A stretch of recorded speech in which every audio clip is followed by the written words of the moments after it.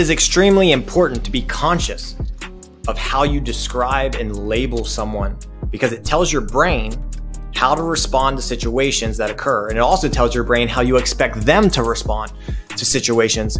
And this also makes you blind to things that they could do. For example, that's why it is hard to have employees who are labeled friends. It is why it is hard to have a spouse as a business partner. It can be easy. You can compartmentalize and separate things out as long as you're establishing the rhythm of the conversations when you have them and dictate when you have them. But your brain may not be able to do that as well.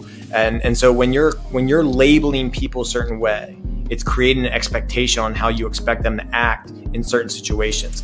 And another part of that was, the extension of that was, you don't truly know someone until you've seen them lose their shit or struggle, right? And I think this is why it's different when people are just dating someone versus when they're married and moved in together, right? It's like you actually get to see behind the curtains, and you truly do not know who someone is until you've seen them come up against a situation where they are emotionally compromised, struggling, or just get shit smacked in the face.